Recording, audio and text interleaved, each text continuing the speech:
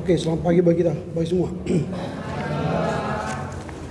Hari ini kita memasuki pertemuan yang ke-11. Silakan dibuka dengan nyanyi dan doa.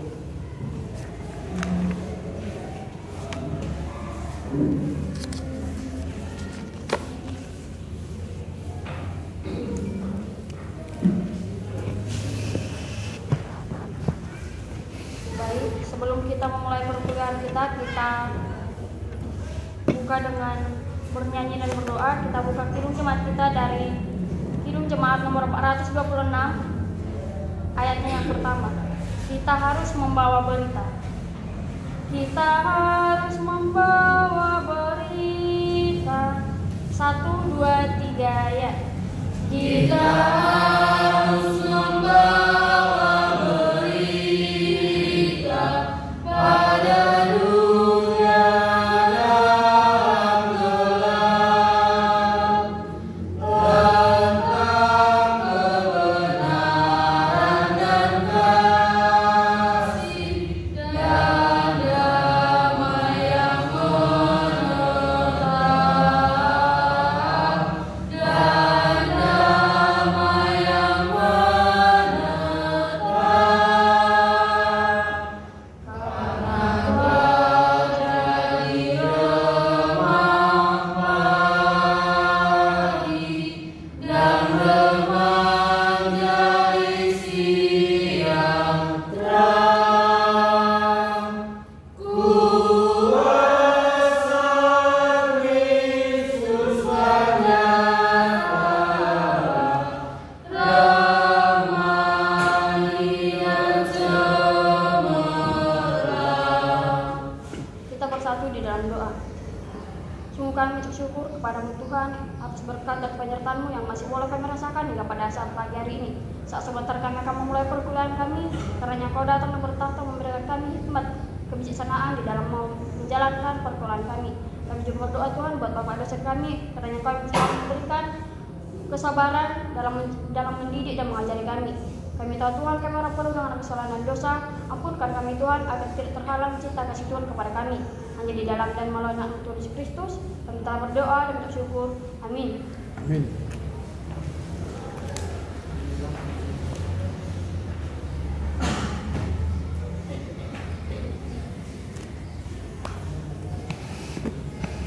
Oke. Ya, hari ini kita akan membahas laporan baca yang ketiga, dimulai dari kitab 1-2 Samuel sampai 1-2 Tawarikh. Ini akan dibacakan oleh kelompok 3, Evander, Jedijah, Jesto, Juanda, Martin, dan Mei. Oke, silakan kita mulai dari saudara Evander. 5 menit satu orangnya. Silakan.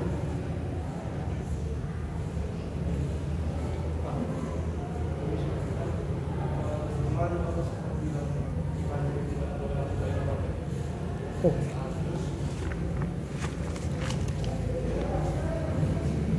Oh ya.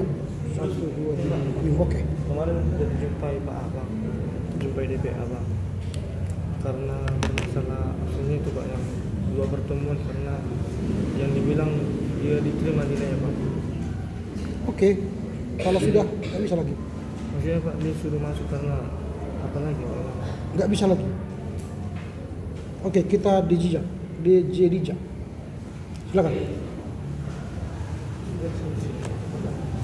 Itu bukan urusanmu, bukan. Kalau dia merasa keberatan, dia datang ke saya. Oke, sebelum ya, saya absen dulu ya. Aditya, Agnes.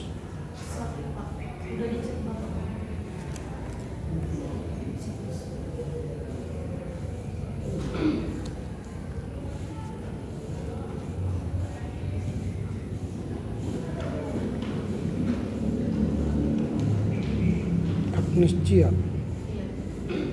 kekurangan darah. Oh, kok bisa kekurangan darah ya?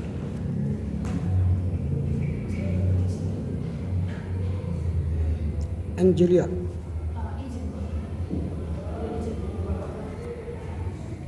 Angelia,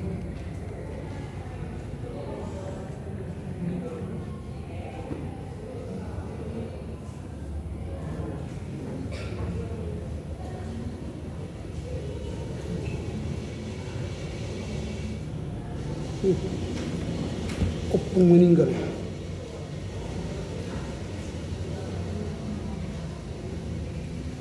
Ariel, Bertrand, Bunga, Chris, Desni, Efrata, Esra, Firman, Giovanni, Jedija, Jesto, Juanda, Martin, Mei, Pegangan, Primsa, Samuel, Sanna, Talenta, Tasya, Yensi. Oke. Nah, sebelum saya mulai, jika saudara punya masalah di kampus ini dengan saya, di perkuliahan, hubungi saya. Jangan melalui Komti, karena yang masalah dengan saya bukan Komti. Jika Evander merasa keberatan dengan saya, jumpai saya. Jadi jangan dikatakan ini karena 2 pertemuan, maka dia begini bla bla bla. Enggak, itu bukan persoalan saya. Saya sudah katakan hari ini, kemarin ya, 2 pertemuan. Baca WA-mu.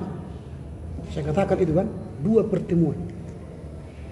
Dan jika saudara tidak mau mengindahkan pengumuman saya, itu bukan resiko saya, resiko saudara. Kedua, jangan minta kompromi dengan saya. Itu saya sudah katakan. Pak, bisalah saya mengirimkan laporan baca saya terlambat, Pak, karena saya baru pulang dari kampung. Entah mati pun bapak, bukan urusan saya. Karena sudah lama saya kirim silabus RPS. Berarti bukan pada hari mau mengumpulkan Anda mengerjakan. Itu artinya saudara sudah lama mengerjakannya dan membacanya. Bukan mau ngumpul baru Anda baca. Jadi tidak ada alasan bagi saya untuk mengundur saudara mengirim laporan bacamu sesuai jadwal. Jadi jangan minta kompromi dengan saya. Gitu ya. Makanya kerjakan tugasmu. Jangan main kau. Jauh sebelumnya kerjakan, termasuk paper makalah. Jauh sebelumnya kerjakan. Jangan nanti, Pak, tidak ada buku, Pak. Pak, kami begini, Pak. Aduh, bagi saya nggak ada. Tidak perlu alasan bagi saya. Bagi saya hanya perlu Anda mengirim materi perkuliahan sebelum hari H. Jelas ya? Jelas ya? Kayaknya tidak saudara dengar tadi. Jangan main-main. Perkuliahan ini bukan main-main. Oke ya? Baik, silakan. Jedija.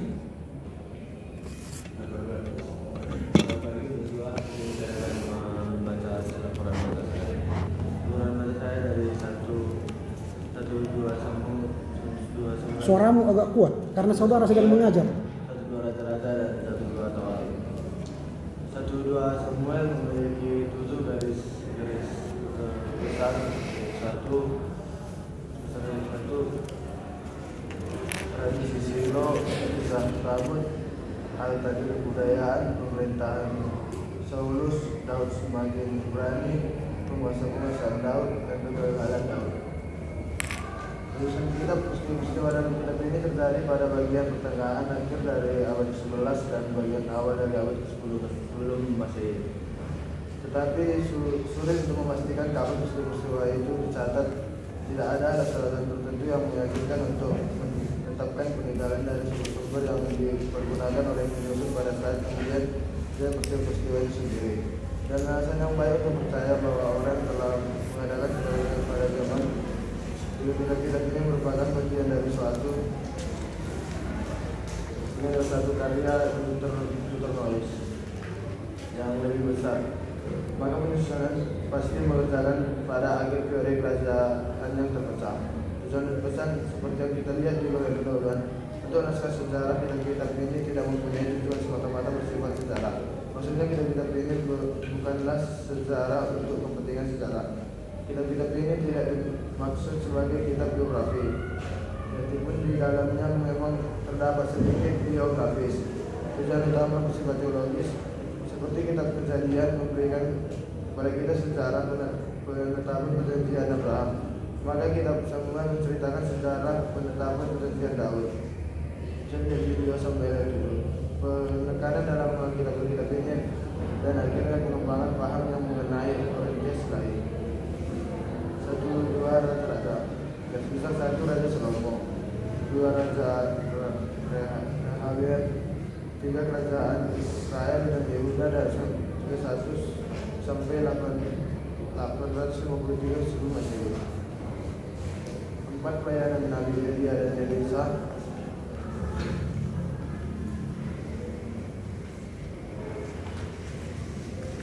5 Kerajaan Israel yang Yahudi 852 sampai 722 sebelum Masehi.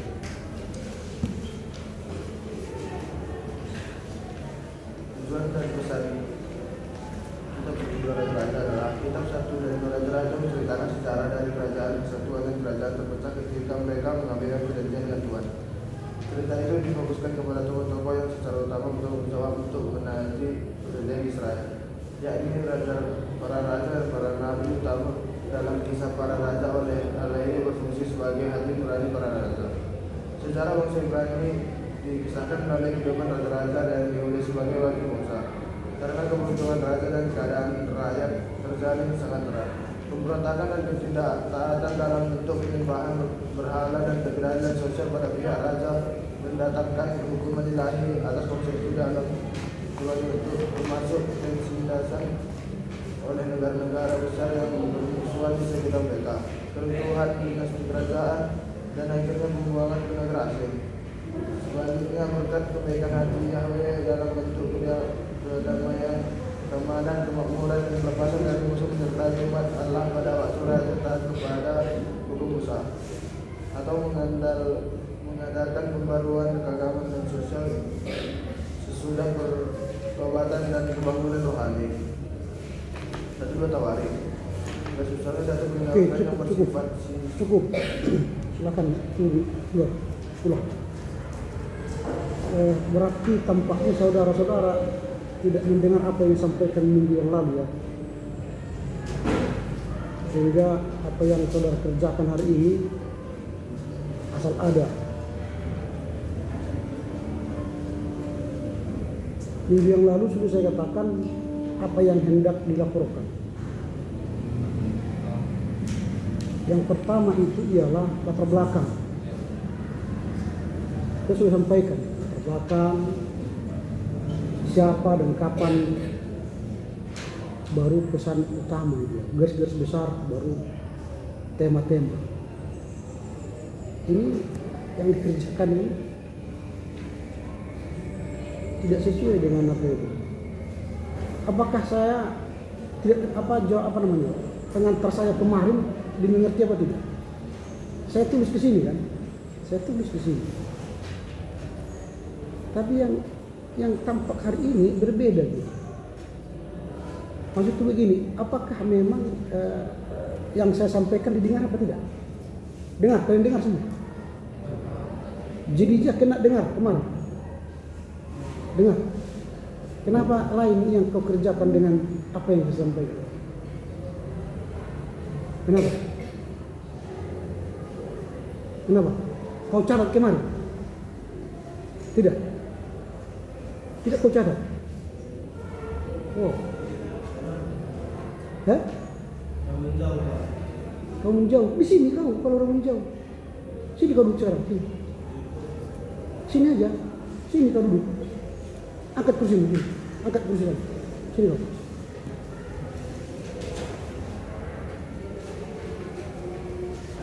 Ketuk kursimu, sini. Ada lagi yang rabun jauh, biar dekat sini. Ada yang rabun jauh lagi selain dia. Atau pendengarannya peka, tuli, biar dekat sini.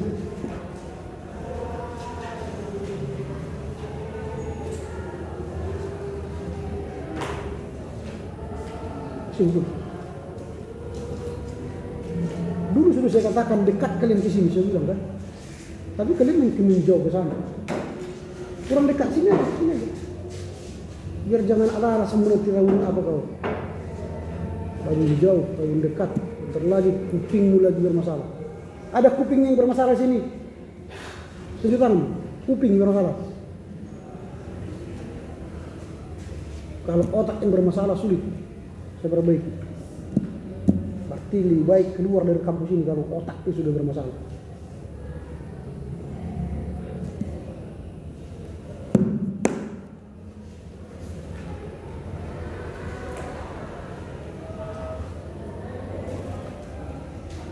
Oke, kita lanjutkan ke gesto.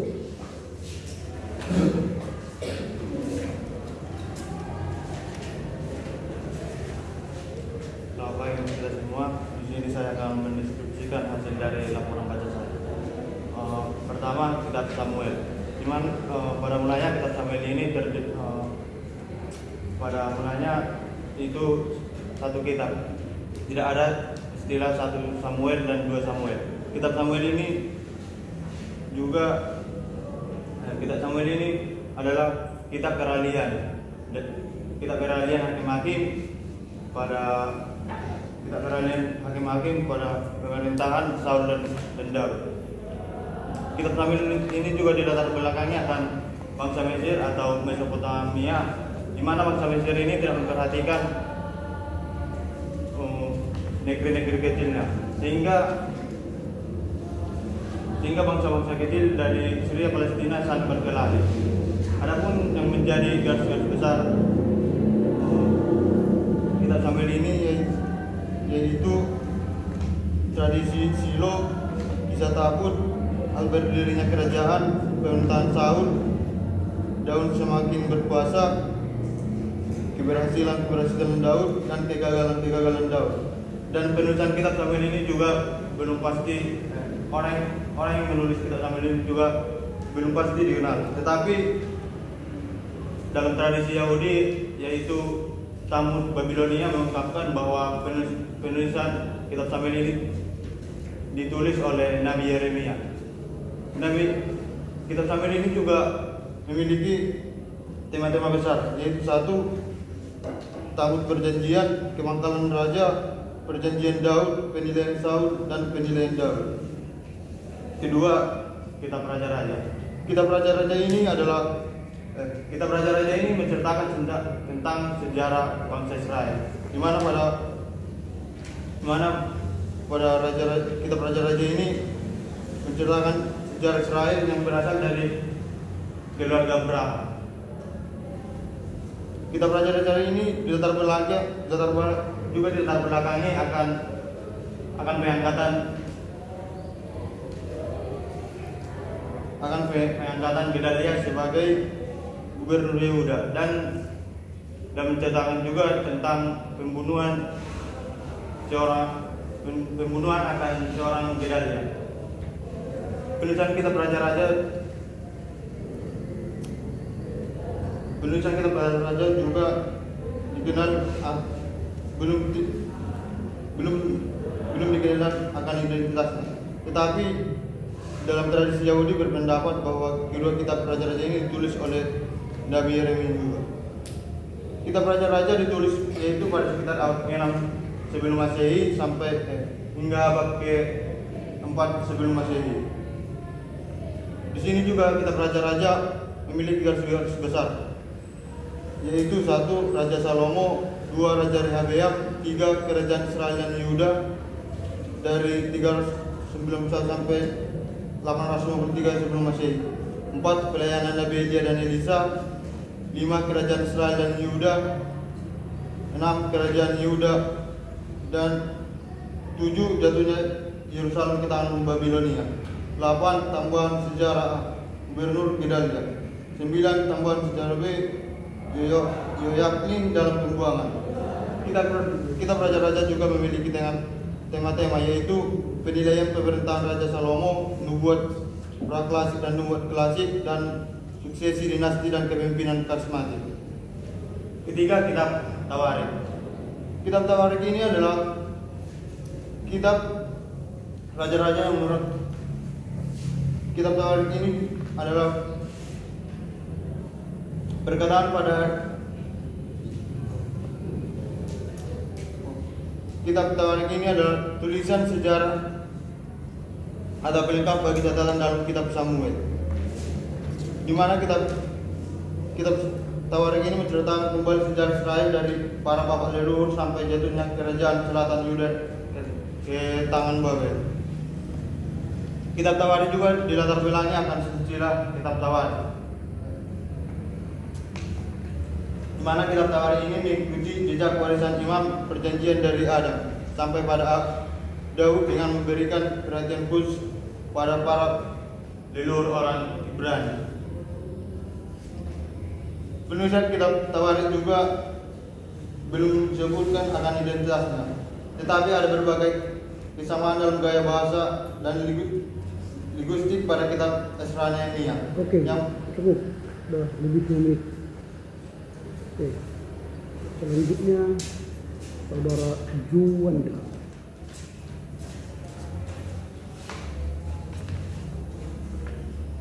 Selamat pagi teman-teman, selamat pagi Bapak dosen kami. Di sini saya akan menyampaikan hasil laporan baca saya mulai dari kitab Samuel sampai Tawarik. Kitab 1 dan 2 Samuel Kitab 1 dan 2 Samuel secara wajar merupakan satu unit kitab. Bersama-sama keduanya meliputi periode peralihan dari hakim-hakim sampai pada pendirian monarki, termasuk pemerintahan Daud dan Saul dan Daud. Sumber-sumber untuk periode ini sangat jarang. Mesir maupun Mesopotamia tidak berada dalam posisi yang memperhatikan negeri-negeri yang berada jauh dari luar perbatasan mereka, sehingga bangsa-bangsa kecil dari Syria sampai Palestina dibiarkan berkelahi di antara mereka. Ancaman terhadap Israel secara khusus datang dari bangsa Palestina yang mengharuskan adanya kerjasama yang lebih besar antara suku Israel dan bangsa Palestina, dan semua suku ini bertanggung jawab untuk beralih ke dalam bentuk pemerintahan kerajaan. Kemudian waktu penulisan, peristiwa-peristiwa yang terjadi dalam kitab ini terjadi pada pertengahan akhir abad ke-11 dan bagian awal dari abad ke-10. Tetapi sulit memastikan kapan peristiwa-peristiwa itu tercatat. Tidak ada alasan-alasan tertentu untuk menetapkan penanggalan dari sumber-sumber yang digunakan oleh penyusun pada saat kemudian dari peristiwa-peristiwa itu sendiri, dan alasan yang baik untuk percaya bahwa orang telah mengadakan catatan-catatan pada zamannya. Jika kitab ini suatu karya deuteronomis, maka penyusun pasti mengerjakannya pada masa akhir periode kerajaan yang terpecah. Kemudian secara garis besar, yang pertama ada tradisi Silo, yang kedua kisah Tabut, yang ketiga ada hal berdirinya kerajaan, yang keempat ada pemerintahan Saul, yang kelima ada Daud semakin berkuasa, yang kelima ada keberhasilan Daud, yang keenam ada kegagalan Daud, di antaranya ada tindakan orang-orang melawan dia, kisah suksesi, kemudian tindakan Allah melawan dia. Kemudian tema-tema utama dalam kitab ini, tema-tema utama ada 5. Yang pertama Tabut Perjanjian, yang kedua kepangkatan raja, yang ketiga perjanjian Daud, yang kelima penilaian Saul, yang keempat penilaian Saul, yang kelima penilaian Daud.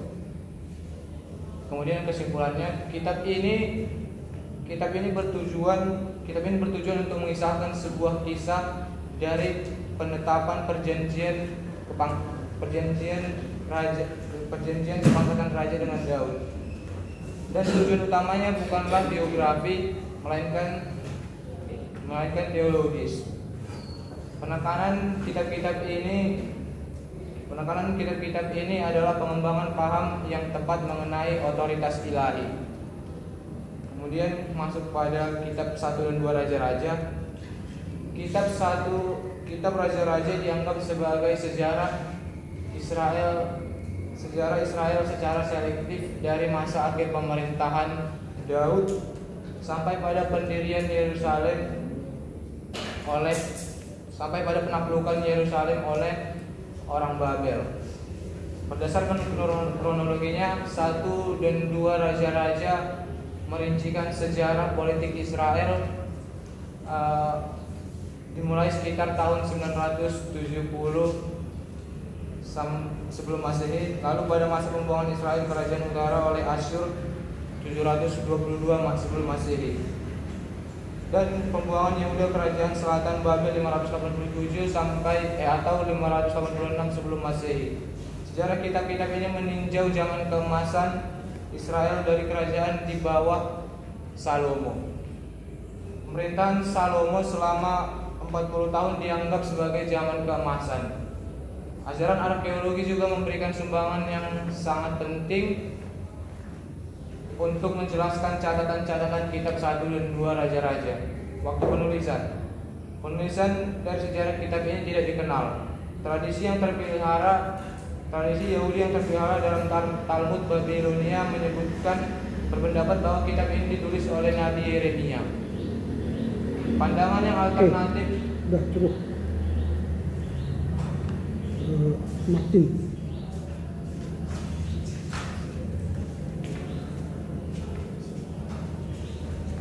Selamat pagi buat kita semuanya. Saya akan bacakan hasil laporan baca saya tentang 1 dan 2 Samuel sampai 1 dan 2 Tawarikh.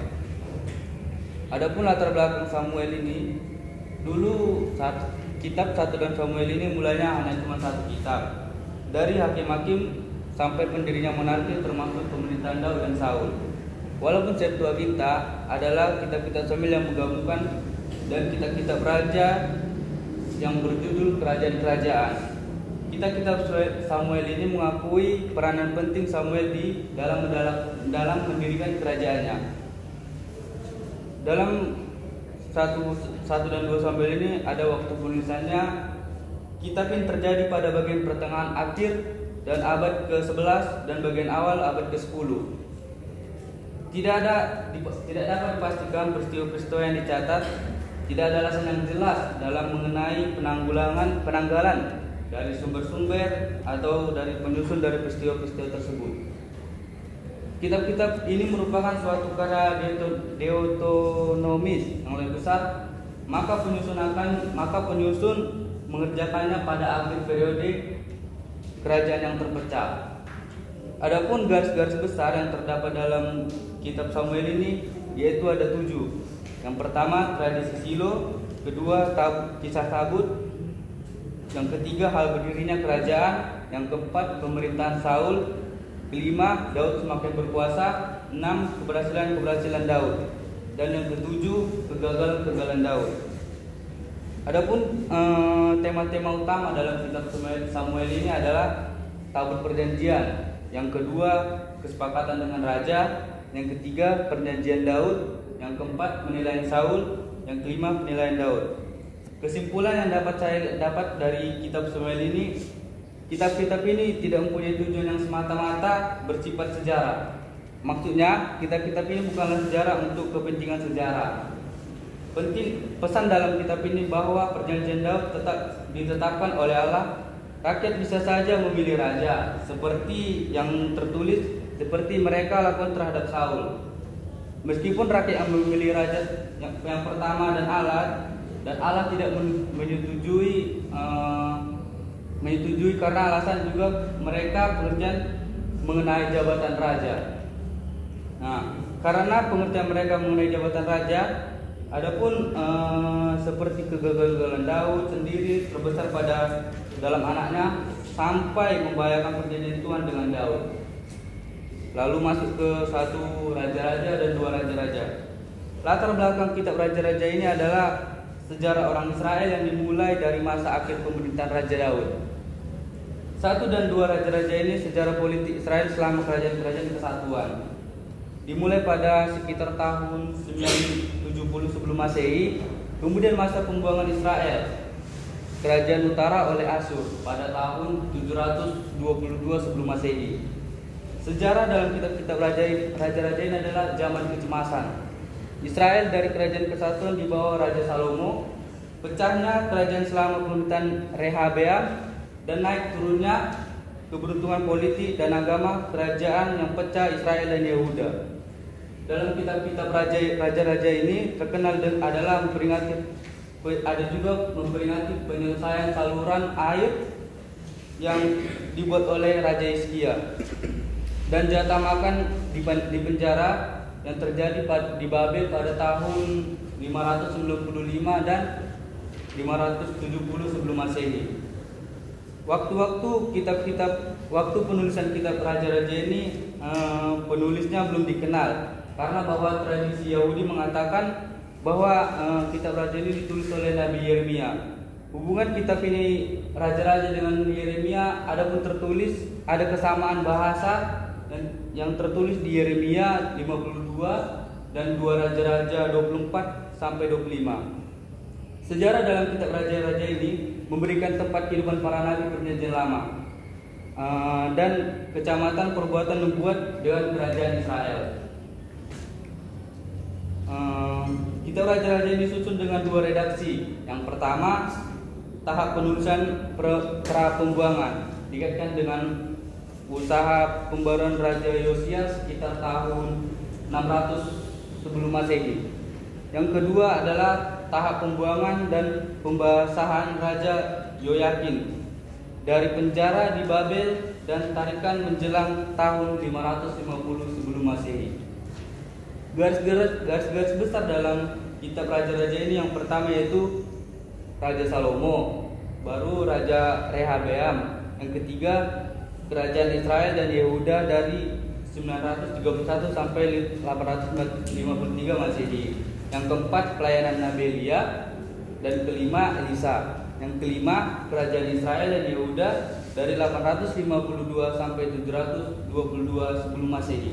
Yang keenam kerajaan Yehuda dari jabatan 729 sampai 587 sebelum Masehi. Ketujuh jatuhnya Yerusalem ke tangan Babilonia. Yang kedelapan tambahan sejarah mundur Gedalia, dan 9 tambahan sejarah Yoyakin dalam pembuangan. Tema-tema dalam kitab Raja-Raja ini berikut: penilaian sebagai Raja Salomo, nubuat klasik dan klasik. Yang ketiga sukses dinasti dan kepemimpinan karismatik. Yang kelima kesembahan anak lembu emas. Kesimpulan yang saya dapat dalam kitab Raja-Raja ini adalah menceritakan sejarah dari kerajaan kesatuan dan kerajaan terpecah ketika mengabaikan perjanjian dengan Tuhan. Sejarah bangsa Ibrani dikisahkan melalui kehidupan raja-raja Israel dan Yehuda sebagai wakil bangsa. Karena keberuntungan raja dan keadaan rakyat semakin terjalin erat, berkat kebaikan hati bangsa Yahweh dalam bentuk kedamaian, keamanan, kemurahan, dan kelepasan dari musuh menyertai umat Allah. Tujuan kitab Raja-Raja ini adalah menyelesaikan penulisan sejarah Raja-Raja Ibrani sebagai lanjutan kitab 1 dan 2 Samuel. Yang ketiga, Latar belakang kitab Tawarik ini masa kerajaan kesatuan Ibrani dari akhir pemerintahan Saul sampai pada peristiwa pembuangan Yehuda ke Babel, perkiraannya sekitar tahun 1020 sampai 586 sebelum Masehi. Kisah masa jabatan Raja Daud dan Salomo difokuskan pada peristiwa-peristiwa tokoh yang berhubungan dengan Taurat Perjanjian dan pembangunan serta penahbisan Bait Yahweh. Cukup 27 menit lebih. Tapi laporan bacamu ini sama dengan punya si Juanda ya.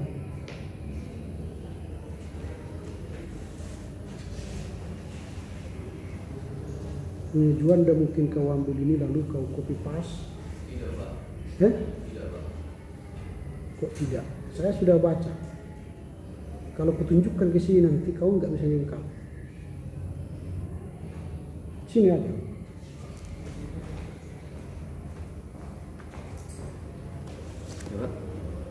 Lihat ya strukturnya ya, struktur. Iya, saya cuma minta strukturnya karena saya tidak masuk, Pak. Bukan soal tidak masuk. Coba lihat ini, bentuknya sama. Ini punya ini. Iya, Pak. Sama kan? Ini A, B, tidak pakai spasi, tidak pakai spasi. Hanya isinya yang kau potong-potong, kau tambah sedikit. Tidak, Pak. Ini, lihat ini dulu, jangan melawan kau. Iya, Pak. Ini garis-garis besar, kan? Tradisi, ini semua sama, strukturnya, cara menulisnya sama. Ini, isinya ini semua sama. Ini. Sekarang saya Baru ini tidak pakai spasi, ini tidak pakai spasi, sama kan? Ini, Iya, Pak. semua sama. Ini miring, ini Israel miring ini ya, miring Israel. Masa cara menulis pun sama dengan dia ini? Sama ini Israel sama. Semua ini huruf besar ini kan, huruf besar. Ini huruf besar, sama kan? Ini sama ini. Kalau kau beda itu semua. Beda. Jadi otakmu masih segini kawan. Saya begini. Jadi sama ya. Udah silakan tuh. Karena kau yang meminta, mohon maaf Pak, bisa saya terlambat karena baru pulang dari kampung. Ini cakmu kepada saya. Kalau saya katakan cuti aja kau, kan saya jawab kan, cuti aja kau supaya punya waktu kau longgar main-main. Bagi saya kalau sudah masuk ke sini kuliah. Saya tidak mau tahu Anda pulang kampung, pulang ke surga, nggak tahu saya. Tapi saya harus terima tugas ini sesuai dengan waktu. Jangan kompromi dengan saya. Dengan keterbatasan waktu itu, kau copy paste punya orang, lalu kau ganti-ganti kalimat. Hati-hati. Ya nilaimu tidak maksimal, itu aja. Karena Anda copy paste punya orang, lalu kau pikir kau sudah selamat dengan menambah mengurang kalimat tadi. Padahal semua strukturnya, gayanya, bentuknya sama. Punya Juanda. Ini kau kirim terakhir. Kau mengirim 1748. Juanda itu mengirim ini jam 15.26. Mungkin kau copy paste lalu caplok ganti nama dan kau kerjakan. Atau mungkin kerjasama kalian, nggak tahu saya. Gitu. Jadi saya sudah membaca, menganalisa. Dengan waktu yang mepet Anda bisa mengerjakan cepat. Saudara sudah minta supaya dispensasi, lalu saya terima hasilmu, ternyata punya orang yang kau impress. Sayang sekali ya. Oke, kita lanjut kepada Mei. Oke, di sini saya memaparkan, saya akan memaparkan apa yang saya ketahui dari hasil laporan baca saya. Yang pertama yaitu kitab 1 dan 2 Samuel. Kitab 1 dan 2 Samuel ini merupakan satu unit kitab yang pada mulanya adalah satu. Peristiwa dalam kitab ini terjadi pada pertengahan abad ke-11 dan awal dari abad yang ke-10. Tetapi tidak ada alasan yang menyatakan atau meyakinkan bahwa telah diadakan pencatatan dari peristiwa dari kitab ini. Sehingga kita tidak bisa menyatakan atau telah diadakan pencatatan oleh orang-orang tertentu. 2 Samuel 20 ayat 24 sampai 25. Tetapi kitab ini merupakan bagian dari kitab Deuteronomis, maka pencatatan dari kitab ini dilakukan pada akhir kerajaan terpecah. Dan tujuan utama dalam dalam penulisan kitab ini yaitu bersifat teologis, yaitu tentang perjanjian Daud, dan pesan utamanya yaitu bahwa perjanjian Daud ini berasal dari Allah. Tujuan lain dari pencatatan kitab ini bahwa Daud bukanlah seorang perebut tahta, atau Daud bukanlah seorang yang berkedok merebut tahta dengan cara membunuh raja dan membunuh pewaris-pewaris yang sah. Dan di sini dalam narasi ini menunjukkan bahwa Daud itu adalah seorang yang tidak menutupi kesalahannya, dan dia tidak menutupi hukuman yang diterimanya dari Tuhan. Dan garis-garis besarnya yaitu tradisi Silo, tabut perjanjian, hal berdirinya kerajaan, pemerintahan Saul, Daud semakin berkuasa, keberhasilan Daud dan kegagalan Daud. Dalam kegagalan Daud ini dapat kita lihat 2 poin penting, yaitu orang-orang melawan Daud dan Tuhan melawan Daud. Untuk ayat-ayatnya bisa kita lihat di file yang sudah saya kirim di grup. Dan tema-tema utamanya yaitu tabut perjanjian, jabatan raja merupakan hak istimewa dari Yahweh, perjanjian Daud, dan penilaian mengenai Saul dan penilaian mengenai Daud. 1 dan 2 Raja-Raja. Kitab Raja-Raja dianggap sebagai sejarah Israel, yaitu mulai dari akhir kerajaan Daud hingga pada masa penaklukan Yerusalem oleh Babel.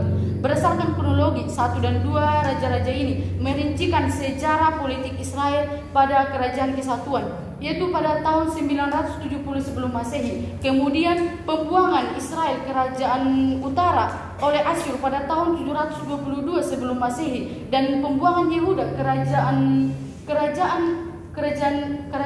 Yehuda oleh Babel pada tahun 586 sampai tahun 587 sebelum Masehi. Penulis dari kitab ini tidak diketahui, tetapi ada yang mengatakan bahwa penulis dari kitab ini ialah Nabi Yeremia.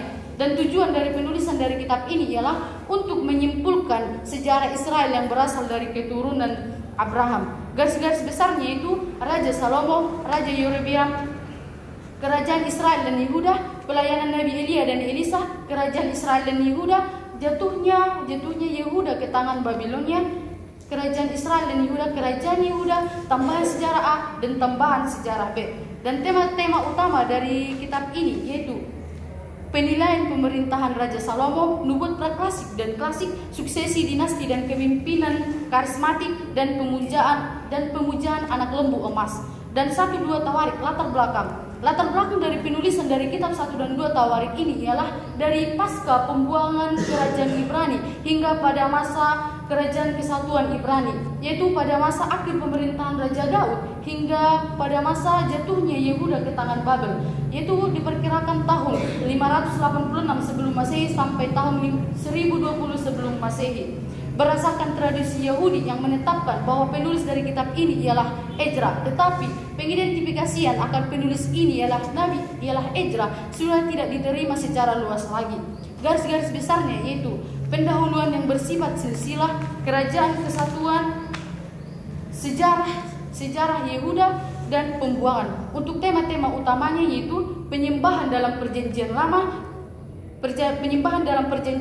dan kosakata kitab Tawarik. Kesimpulan dari ketiga kitab tersebut yaitu bahwa kitab 1 dan 2 Samuel ialah penetapan jabatan raja dengan Daud, dan kitab Raja-Raja ialah penerusan jabatan raja yang ada di kitab Samuel dengan tujuan untuk mencatat perjanjian yang belum terjadi dalam kegagalan kerajaan Ibrani hingga kerajaan kesatuan Ibrani.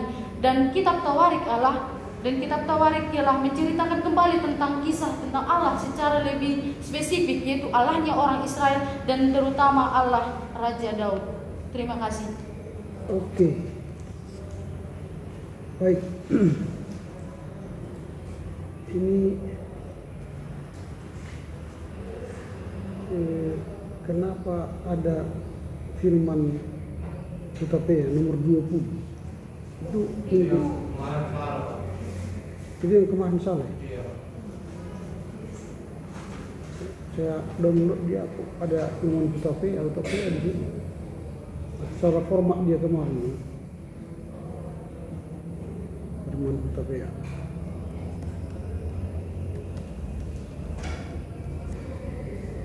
Berarti sudah selesai ya? Oke.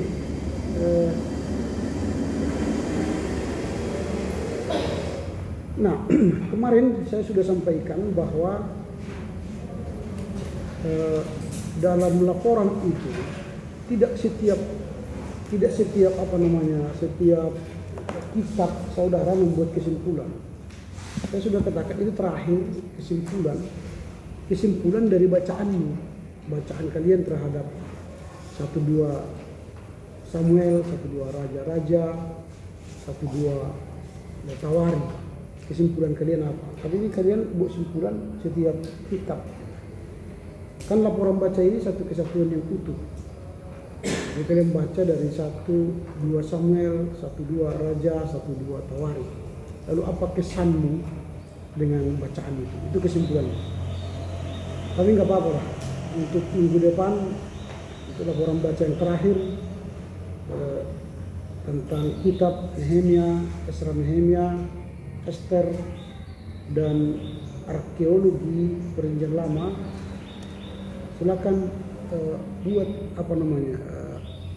kesimpulanmu setelah kalian bahas kitab Ester Nehemia, baru Esra Nehemia, Ester, arkeologi dan dalam Perjanjian Lama ya.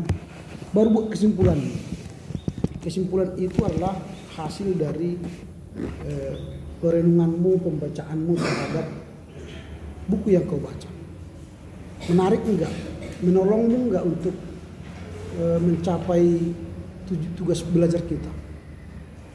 Itu. Jadi itu yang kalian mau sampaikan. Nah, minggu depan ini sekedar pengumuman dulu. Minggu depan kita kan masuk hari Rabu ya. Tapi karena saya akan mengikuti rapat pendeta minggu depan, maka minggu depan kita libur. Nah, jadi tugas kalian walaupun libur besok dan minggu depan, ialah tetap mengerjakan tugas. Jadi jangan tanya nanti apakah kami kirim Pak laporan baca. Lihat RPS. Laporan baca dikirim 1 hari sebelum hari H. Jadi kalau minggu depan kita tidak masuk, jangan kirim. Itu ya. Jadi sehingga jangan bertanya-tanya lagi tentang itu. Nah, baru kemudian tanggal 15 November kita masuk lagi. Nasiugiannya itu kan sudah masuk tugas kelompok.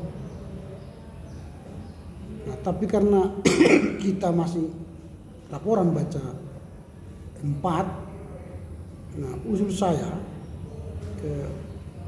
kalau kalian punya waktu pengganti ya, nah usul saya kita cari waktu lain supaya kita bisa bertemu membahas laporan baca dan tugas kelompok 1. Tapi kalau kalian tidak punya waktu lagi mencari waktu yang pengganti minggu depan, maka usul saya yang kedua ialah tanggal 15 November kita membahas 2 topik. Topik yang pertama, tapi nanti singkat waktunya itu untuk membahas laporan baca 4. 2 minggu yang akan datang tanggal 15 seperti ini. Kita membahas 2 topik. Lalu topik yang kedua ialah tugas kelompok yang membahas hubungan Perjanjian Lama dan Perjanjian Baru. Ini yang akan kita fokuskan nanti daripada laporan baca. Laporan baca nanti kalau ini waktunya 5 menit, saya kasih itu nanti 3 menit satu orang. Jadi sampaikanlah apa yang Anda tahu tentang Esra Nehemia, Ester, arkeologi dalam Perjanjian Lama dalam waktu 3 menit. Jadi tidak lama-lama. Sehingga sisanya nanti kita akan membahas tentang hubungan Perjanjian Lama. Nah, kalau kita setuju seperti itu, maka pertemuan tanggal 15 adalah dua pertemuan. 2 pertemuan. Artinya 2 tanda tangan. Mungkin kalian tidak mengerti 2 pertemuan. 2 absen. Sehingga jangan ada alasan nanti mengatakan, apa saya tidak tahu itu 2 absen. Saya sudah sampaikan hari ini ya. Kita masuk tanggal 15 dengan 2 topik, berarti 2 absen, 2 tanda tangan. Sampai di sini setuju ya? Oke. Lalu sesuai dengan aturan RPS kita, kalau minggu depan tanggal 15 kita akan masuk 2 materi, 1 laporan baca, 1 paper kelompok, maka untuk laporan baca bisa 1 hari sebelum hari H dikirim, berarti tanggal 14 jam 18.00. Tetapi laporan atau tugas kelompok 1 minggu sebelum hari H, berarti minggu depan tanggal 8 kelompok 1 sudah harus mengirimkan ke WA group tugas itu 1 minggu maksimal jam 18 hari Rabu depan. Nah itu untuk tugas kelompok 1, yaitu saudara Aditya, Betran, Esra, Jedija, Mei dan Santa. Dikirimlah untuk makalah minggu depan hari Rabu. Sampai di sini bisa dimengerti?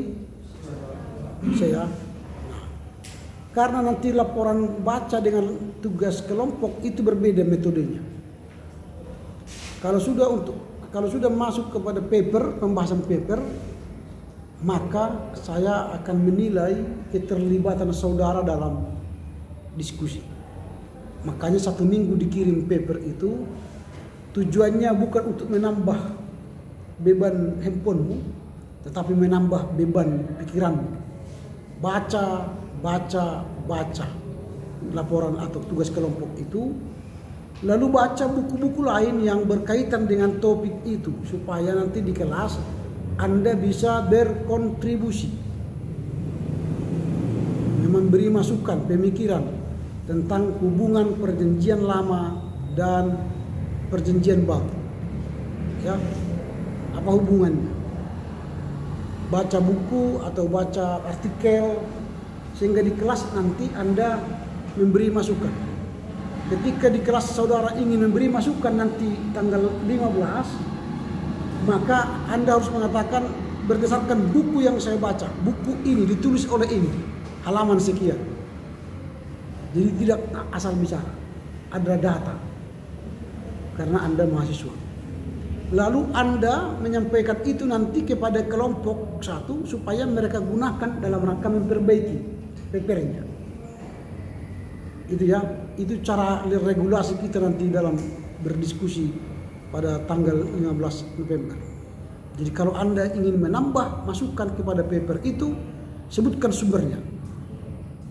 Sebutkan datanya, entahkah dari buku, entahkah dari jurnal, entahkah dari artikel-artikel, ya, sebutkan. Kalau dari internet, kirimkan nanti link internetnya ke WA group setelah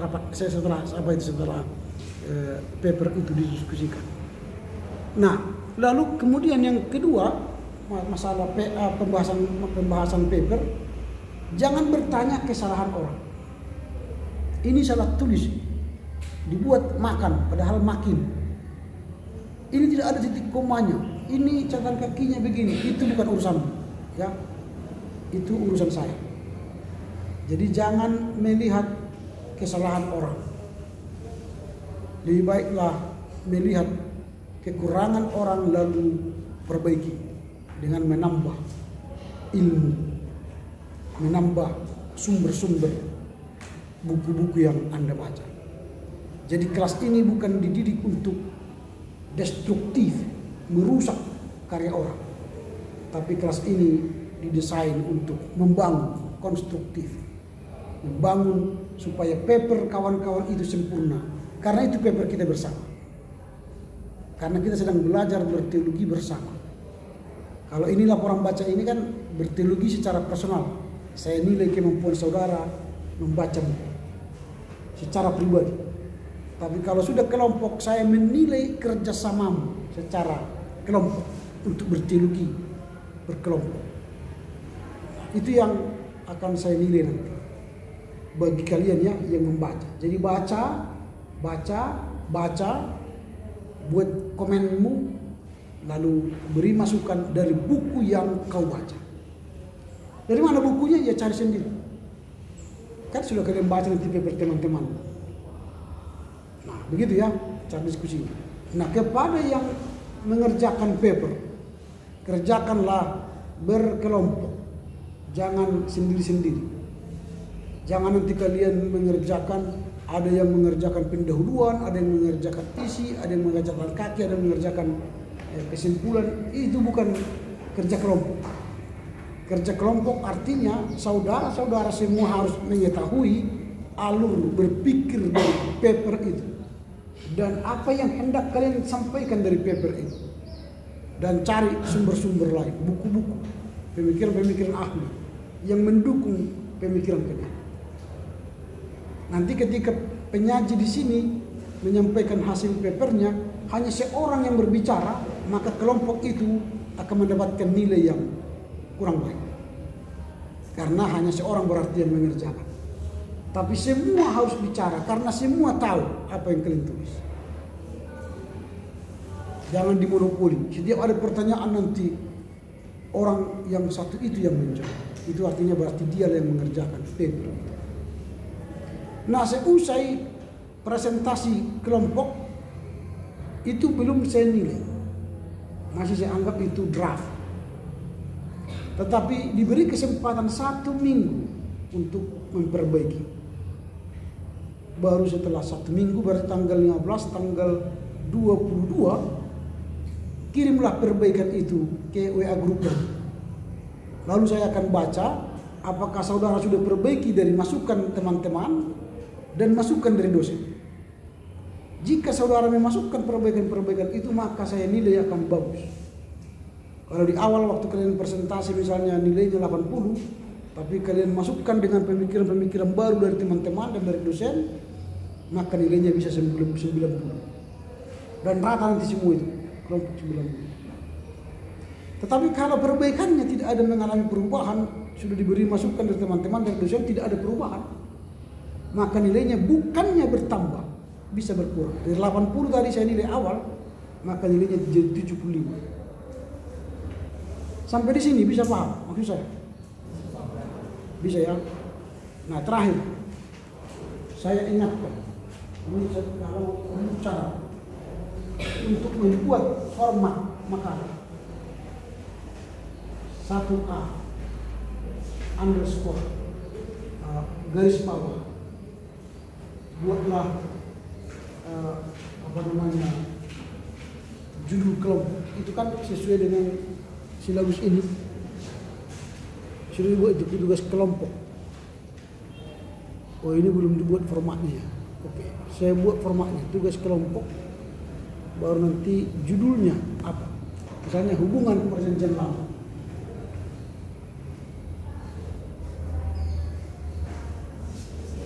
Hubungan perjanjian lama dengan perjanjian baru. Inilah file waktu kalian mengirim hari 8 November. Dikirimlah file seperti ini. Lalu 15 November kita bahas. Adalah masukan banyak yang diterima. Lalu diberi 1 minggu untuk perbaikan. Baru dikirimlah perbaikan itu 1 minggu, berarti tanggal 22 November 2003 kirimlah dengan format 1A underscore garis bawah hubungan PL dengan PB garis bawah, tulis di sini perbaikan. Kirim lagi dia ke WA. Inilah saya akan nilai final. Paham sampai di sini? Ya. Underscore itu ada spasi ya? Enggak ada spasi sih.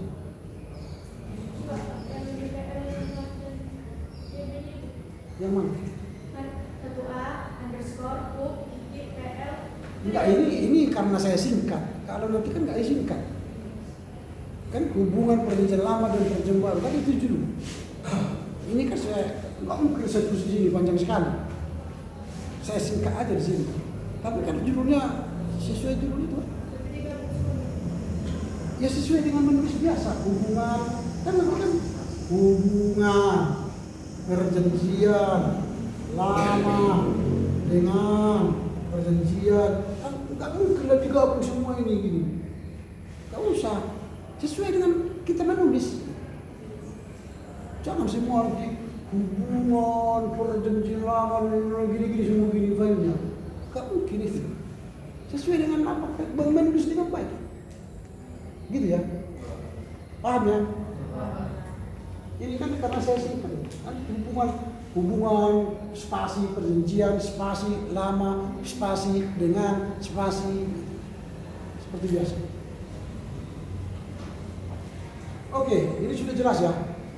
Dan ini juga nanti untuk kelompok 2. Kelompok 2 nanti berarti mengirim papernya tanggal 15 November. Begitu seterusnya. Oke, kalau sudah paham itu silakan dikerjakan. Nanti buat nama papernya. Mungkin cara membuat papernya belum kali saya kirim dulu ya. Saya kirim dulu ke kelompok ke grup cara menulis paper. Nanti kalian buat seperti ini. 1 pendahuluan, 2 pembahasan. Itu kan paper SMA itu. Nah, saya kirim dulu sama kalian bagaimana cara membuat paper. Sehingga tidak ada alasan nanti kami tidak tahu Pak. Sebentar.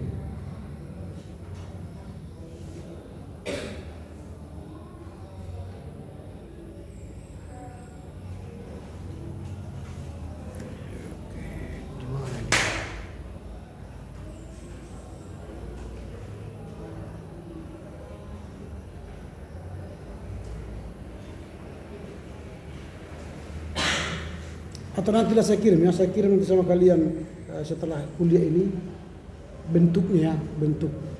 Jadi nanti setiap paper jangan berikan kepada saya telanjang paper itu, tapi harus ada sampulnya, cover. Jadi jangan langsung tugas kelompok satu dan tidak. Ada nanti apanya? Formatnya. Saya kurang tahu tadi di mana itu saya simpan. Tapi nanti dengan pelan-pelan saya cari, nanti saya kirim sama kalian ya. Ikuti.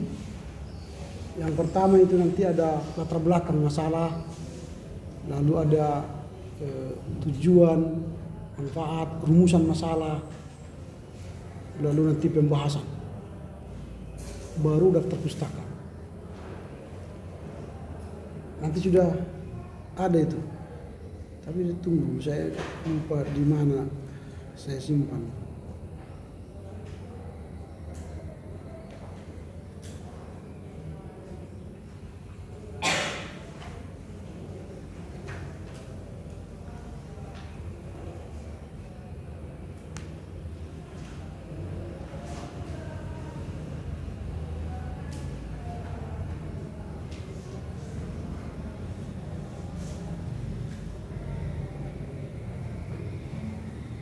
Oh ini sudah ada, bentar ya.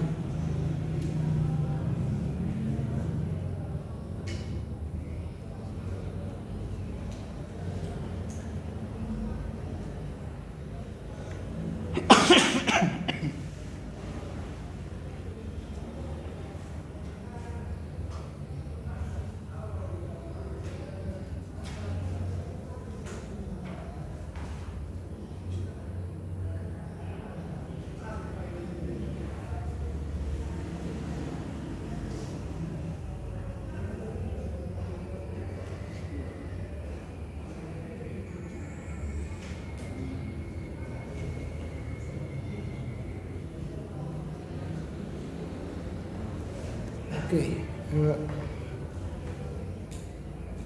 sebentar.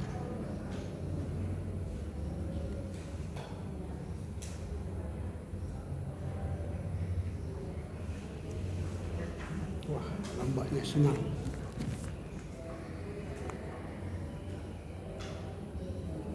Nah, itu sudah saya kirim. Saya jelaskan dulu bagaimana cara membuatnya ya. Nanti ini cara penulisan tugas makalah kuliah. Ini sudah saya kirim, nanti baca, ikuti arahannya dan contoh-contohnya sudah saya beri di situ. Dan ini nanti akan menjadi tertulis di buku panduan penulisan makalah STT. Ini konsep yang saya konsep dulu dan itu sudah akan masuk di dalam buku panduan. Inilah contohnya ya. Jadi pertama itu harus ada cover ya. Itulah sampulnya di depan. Nanti kan makalah, buatlah nanti di situ hubungan perjanjian lama dan perjanjian baru, disusun untuk memenuhi mata kuliah pembimbing PL1 dosen, lalu nanti disusun oleh beberapa orang, kalian tulislah di bawah, dan NIM-nya, baru program studi teologi sekolah tinggi dan sebagai tahun 2023 itu kan, baru kata pengantar, baru daftar isi, baru pendahuluan terdiri dari latar belakang masalah, kemudian rumusan masalah, kemudian tujuan, lalu pembahasan isi.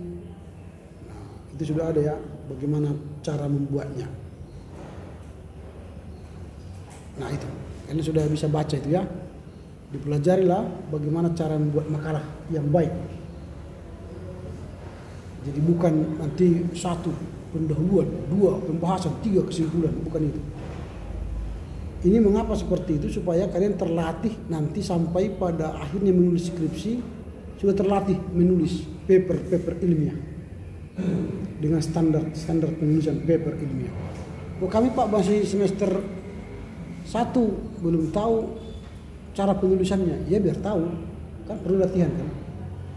Kalian kan sudah belajar penulisan ilmiah sekarang, mata kuliahnya sudah penulisan. Nah itu seharusnya ini sudah diajarkan, belum dapat diajarkan ini. Sudah diajarkan ini sama kalian, belum diajarkan ini. Seharusnya sudah diajar, sudah setengah semester ini kan. Harusnya nggak tahu lah, di silabus kalian ada ini, dibuat, ditulis di silabus penulisan karya ilmiah itu. Seharusnya sudah harus ada, karena ini kan karya ilmiah. Makalah ini ada alat tugas karya ilmiah. Oke, saya tidak mau larut di situ karena itu bukan mata kuliah saya yang saya ajar, tapi ikutilah itu nanti. Nah sekarang saya akan fokus lagi kepada pembahasan kita hari ini. Nah, buku yang kalian baca ini dari buku Andrew Hills dan John Walton telah memberikan pemahaman tentang kitab 1-2 Samuel itu. Nah, saya hanya menambah informasi supaya bisa saudara-saudara menambah ilmu tentang kitab-kitab ini, 1-2 Samuel, 1-2 Raja, dan 1-2 Tawari. Nah, 1-2 Samuel ini adalah kitab yang mengisahkan sebuah sistem pemerintahan ya, sistem pemerintahan yang dipimpin oleh hakim-hakim atau hukumim itu hakim-hakim. Nah hakim-hakim itu seperti Gideon, Deborah, Samson, Samuel itu menjelaskan bagaimana pemerintahan rakyat Israel untuk memilih seorang raja terpenuhi ketika mereka meminta Nabi Samuel untuk mengangkat seorang raja atas mereka. Nah nanti kalau kalian sudah belajar nanti teologi atau tafsiran, maka kalian akan melihat nanti bagaimana mengapa ada hakim-hakim, mengapa ada raja-raja, mengapa ada nabi. Setelah Tuhan, teokrasi dulu kan Tuhan. Perjanjian lama itu kan dimulai dengan teokrasi. Teokrasi artinya Allah memerintah langsung. Tetapi pemerintahan Allah ini tidak dipahami oleh umatnya, manusia. Tapi manusia jatuh lagi, berdosa lagi, dihukum air bah, dihukum Sodom dan Gomora, dihukum dengan air bah ya, kematian yang melenyapkan semua manusia. Itu karena bebalnya manusia memahami teokrasi, kepemerintahan Allah itu. Lalu Allah berpikir kalau saya tidak bisa mereka kenal, tidak mereka pahami Allah yang memerintah, maka Allah mengutus hakim-hakim yang menjadi wakil Tuhan memimpin manusia, hakim-hakim. Lalu Samuel ini menceritakan tentang itu, pemerintahan hakim-hakim itu. Bagaimana nanti hakim-hakim yang diangkat oleh Tuhan, ada berapa hakim-hakim? Kalian baca setelah kalian baca. Yang kalian baca dalam bacaan kalian. Kan sudah baca kan? Berapa hakim-hakim? Kalian hitung. Hakim-hakim itu berapa?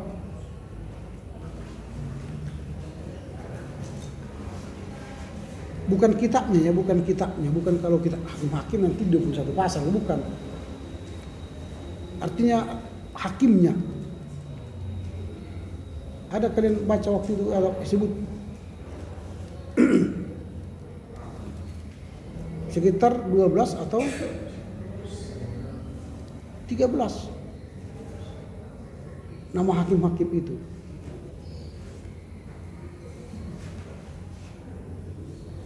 Kita kan sudah bahas hakim-hakim kemarin kan, di bacaan yang sebelumnya kan. Nah jadi itu di kitab 1-2 Samuel disinggung lagi itu pemerintahan hakim-hakim itu. Ada 13 hakim. Mulai dari Otniel, Ehud, Samgar, Deborah, Gideon atau Yerubbaal, Abimelek, Tola, Yair, Yiftah, Ibsan, Elon, Abdon, dan Simson. Nah, jadi dari 13 hakim ini hanya 5 hakim yang takut akan Tuhan. Selebihnya itu hakim-hakim yang jolim. Ini menggambarkan bahwa kalaupun ada pemimpin yang jolim di dunia ini, termasuk pemimpin gereja ya, jangan kalian katakan itu pilihan Tuhan. Sekarang kan banyak gereja-gereja kan terpilih pemimpin, bishop, ekorus. Kita katakan, oh itu hasil pilihan Tuhan. Mudah sekali kita mengatakan hasil pilihan Tuhan kan. Padahal hasil pilihan manusia, peserta sinodenya memilih itu kan. Peserta manusia. Kalau manusia yang memilih bisa ditipu enggak? Bisa. Dengan money politik, dengan black campaign, banyak cara menggagalkan orang baik jadi pimpinan dan menggolkan orang jolim jadi pimpinan. Lihat sekarang pemerintahan kita. Baru 2 hari punya KTA, terpilih ketua umum. Belum pernah anggota partai itu terpilih cawapres. Ngeri kan? Jadi sekarang praktek yang kita lihat dalam perpolitikan negara Indonesia ini memberi contoh yang buruk, presiden buruk kepada generasi muda seperti kalian. Jadi tidak perlu lagi kerja keras. Tak perlu lagi anggota partai jadi ketua PAC, ketua DPW, ketua DPP. Tidak perlu lagi karya-karya orang yang berkualitas. Tidak perlu lagi itu. Karena apa? Bisa disalib jadi cawapres tanpa prestasi. Ngeri itu. Jadi bisakah nanti terpilih mereka? Bisa. Kalian katakan itu Tuhan yang milih? Bukan. Bukan Tuhan yang milih. Pamannya yang menjelaskan di Mahkamah Konstitusi kan, amang burunya kan. Hati-hati. Jadi janganlah capai sesuatu karena kejoliman. Itu merusak dirimu dan negara atau gerejamu. Bisa saja kau terpilih jadi Eporus atau Preses, tapi gereja hancur. Jangan katakan ini terpilih gara-gara Tuhan yang memilih. Enak aja. Gak ada lagi itu. Nah ini yang disampaikan oleh Samuel ini. Sehingga nanti akhirnya digantilah dengan pemerintahan raja. Karena apa? Hakim-hakim ini enggak beres. Hakim-hakim tidak menjadi wakil Tuhan lagi dengan baik, tidak menjadi representasi Tuhan yang baik. Maka Tuhan ganti dengan raja-raja. Maka lahir nanti raja-raja. Setelah itu raja-raja tidak mampu lagi. Raja-raja kan berkelahi terus. Raja Saul ingin membunuh Raja Daud.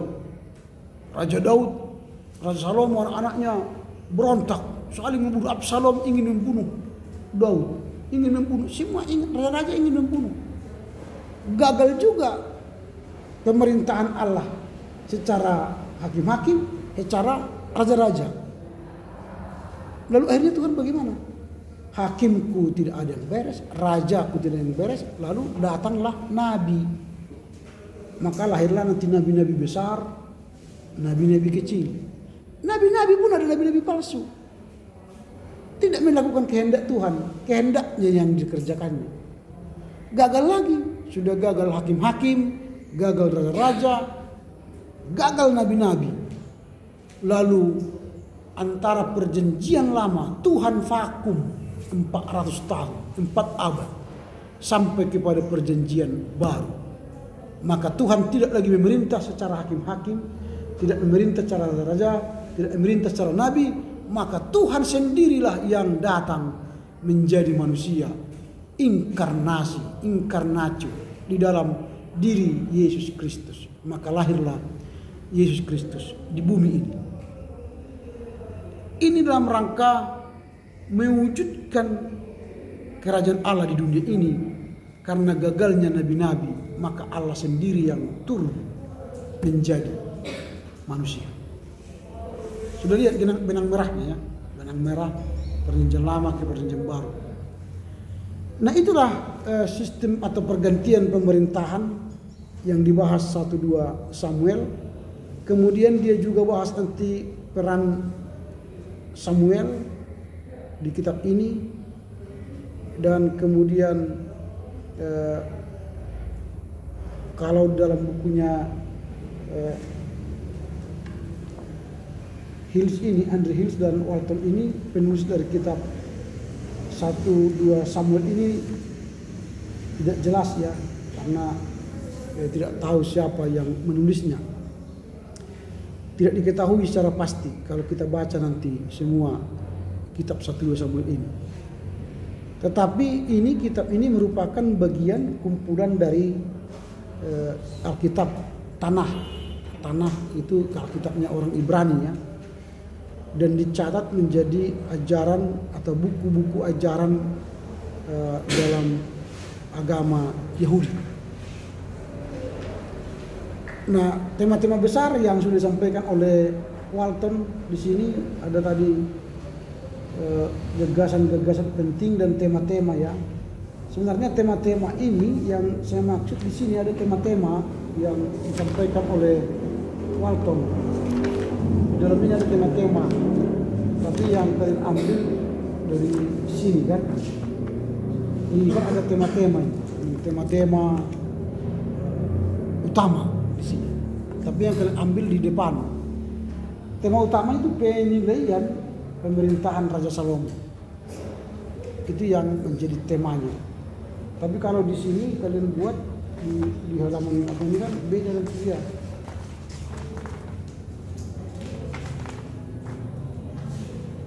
Ini kan penilaian mengenai Raja Salomo, kemudian nubuat praktik dan nubuat klasik. Oke, jadi itu di tema-temanya. Tetapi ada lagi ke tema-tema lain yang bisa menambah pemikiran Walton ini, yaitu adanya ketaatan dan pemberontakan. Ketaatan dan pemberontakan dicatat oleh 1-2 Samuel. Tetapi tidak hanya itu, ada juga yang dicatatnya tentang kasih karunia Allah. Dicatat juga di sini. Meskipun orang Israel mengalami ketidaktaatannya kepada Tuhan atau kedegilannya melawan atau memberontak kepada Tuhan, tapi Allah tetap mengasihi umat Israel. Ini yang kita lihat, ada catatan 1-2 Samuel menunjukkan kasih atau karunia daripada Allah. Nanti kalau kalian baca dalami perang atau konflik yang terjadi di 1-2 Samuel itu antara orang Palestina, mereka melawan orang Palestina, ini mencerminkan tantangan yang dihadapi oleh Israel. Jadi konflik antara Israel dengan Palestina tidak hanya dimulai ketika kemarin Hamas dengan Israel, bukan. Itu sudah ribuan tahun yang lalu orang Israel berkonflik dengan Palestina. Bedanya kalau dulu orang Palestina itu atau orang Kanaan, penduduk aslinya adalah orang-orang Palestina asli, yang penduduk asli orang-orang Kanaan. Orang-orangnya besar-besar, kayak Goliat, tinggi besar. Sementara orang Israel tidak setinggi sebesar orang-orang Palestina. Tetapi orang Palestina sekarang itu orang Arab Mesir yang menduduki tanah Palestina. Jadi itu tidak perang negara, tapi perang antara Israel dengan Hamas. Yang diduga Hamas ini adalah teroris. Makanya Presiden Palestina Mahmud Abbas mengutuk Hamas karena itu adalah bagian dari partai yang ekstrim di Palestina. Sama seperti kita di Indonesia ada FPI, ada HTI. Bukan berarti HTI, FPI itu Indonesia, mewakili Indonesia, tidak. Tapi itu adalah kelompok-kelompok ekstrim yang menginginkan Palestina itu menjadi bersih Israel. Padahal Palestina itu tidak mungkin dibersihkan secara murni dari Israel. Karena penduduk Palestina itu juga hampir 20% itu orang Israel, beragama Yahudi dan Kristen. Dan tidak lebih banyak Islam di Palestina, lebih banyaknya orang Yahudi di Palestina. Tapi orang Hamas ini bersembunyi di masyarakat. Kan mereka menyimpan senjata-senjata mereka di rumah sakit, di masjid-masjid, dan di sekolah-sekolah. Itulah kotornya pikiran mereka ini. Lalu setelah dibom Israel rumah sakit utama itu, mereka katakan itu kekejaman manusia, kekejaman Israel. Padahal di bawahnya, di bawah tanah itu, di rumah sakit itu, disitulah persenjataan nuklir mereka. Dan disitulah semua kem-kem tentara mereka. Nah itu, jadi di 1-2 Samuel ini ada membahas tentang konflik itu. Nah kemudian 1-2 raja-raja, di sini sudah berbicara, saya katakan tadi, terjadinya perpecahan raja-raja. Nanti terjadilah perpecahan kerajaan Israel Utara dan kerajaan Israel Selatan. Israel Utara itu itu orang-orang yang lebih banyak sebenarnya daripada Israel Selatan. Israel Selatan itu hanya Yehuda. Sementara di Israel Utara itu ada 10 suku. Dan di Israel Selatan itu hanya 1 suku, Yehuda. Nah, mengapa terjadi begitu, perpecahan itu? Karena itu tadi, raja-raja di Israel saling ngotot soal penguasaan daerah Israel. Jadi antara mereka sendiri pun yang 12 suku itu pecah. maka Israel Utara membangun kekuasaannya di Gerizim, dan disitulah ibadah mereka di Gerizim. Ketika kalian mengingat cerita tentang Yesus meminta perempuan di sumur Yakub, ambillah sama saya air, kata Yesus kepada perempuan itu. Perempuan itu orang Samaria. Ibu kota daripada Israel Utara kan Samaria, tapi ibadah mereka di Gerizim. Kalau Israel Selatan ibu kotanya Yerusalem, dan ibadahnya di Silo, Yerusalem itu. Nah, ketika Yesus minta air kepada perempuan itu, dia berkata, saya kan orang Samaria. Tidak bisa orang Yahudi berbicara atau menolong orang Samaria. Makanya ketika orang Samaria, orang yang dirampok itu kan, mereka tidak mau tolong. Yang menolong siapa? Orang Samaria. Nah, itu terjadi perpecahan. Pemerintahan kerajaan Israel Utara, ibu kotanya Samaria, selatan ibu kotanya kerajaan Yehuda di Yerusalem.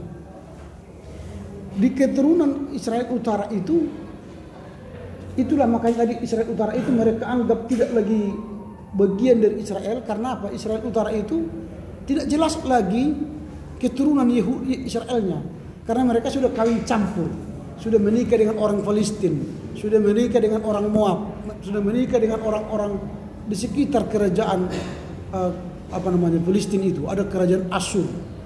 Asyur itu sekarang kan Syria sekarang, yang ikut juga membantu Hamas sekarang. Itu kerajaan Asyur. Menikah, akhirnya mereka keluarkan dari suku Israel. Jadi 12 suku Israel itu 10 hilang. Hanya 2 yang tinggal di Yehuda. Nah, itu jadi kerajaan Yehuda lah yang menjadi keturunan dari Raja Daud.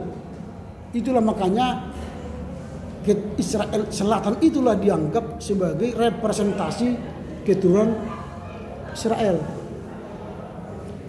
Nah, sementara keturunan daripada utara itu, raja-raja utara itu, misalnya Yerobeam itu kan, itu dikenalkan Yerobeam, Rehabeam itu selalu memberontak.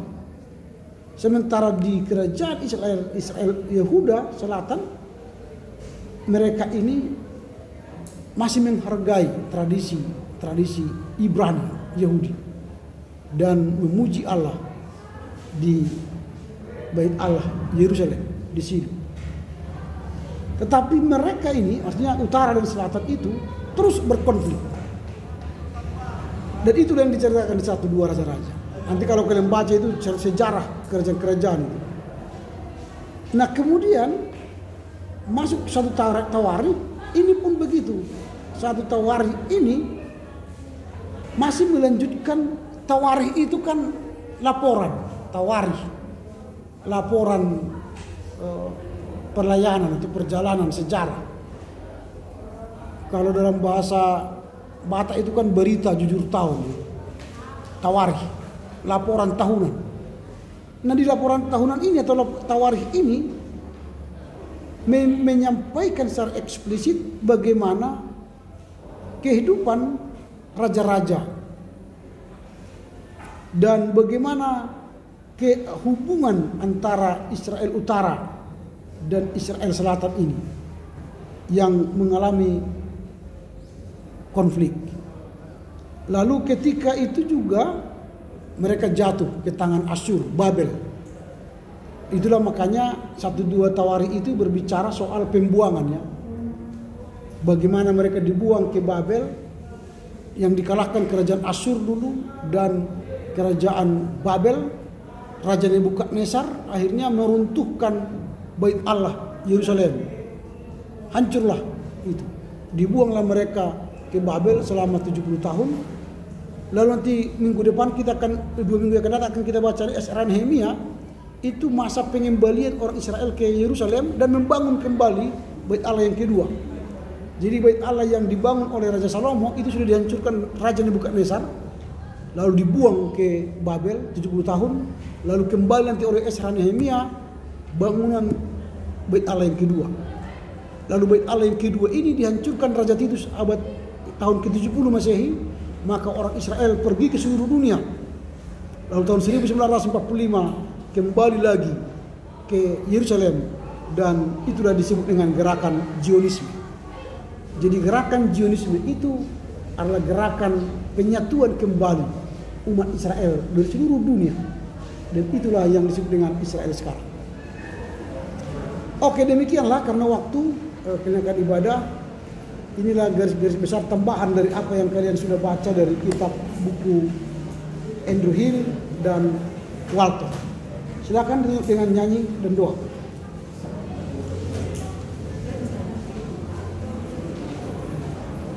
Kita tutup kelas kita. Mari kita bernyanyi dari Kidung Jemaat nomor 346. Tuhan Allah beserta engkau. Tuhan Allah beserta engkau. 1, 2, 3 ya. Tuhan Allah beserta engkau sampai bertemu kembali. Kasih Kristus mengawali. Tuhan Allah beserta engkau sampai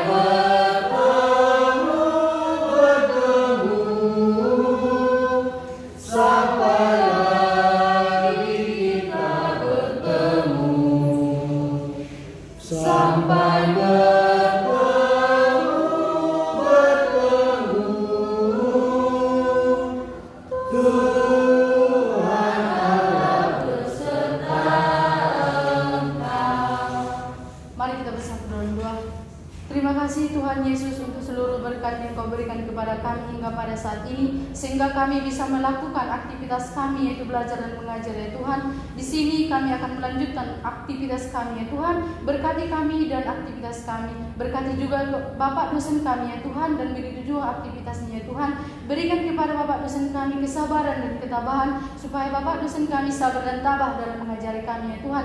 Dan kami tidak lupa mendoakan kedua orang tua kami ya Tuhan Yesus. Berkati dimanapun mereka berada, berkati setiap langkah mereka ya Tuhan. Berkati juga pekerjaan tangan mereka. Untuk seluruh permohonan kami adalah orang yang berdosa ya Tuhan. Hapuslah itu ya Tuhan, supaya kami layak menerima berkat yang akan kami terima daripada Engkau. Di dalam nama anak-Mu Tuhan Yesus Kristus kami berdoa. Amin. Amin. Oke, terima kasih, selamat beribadah ya.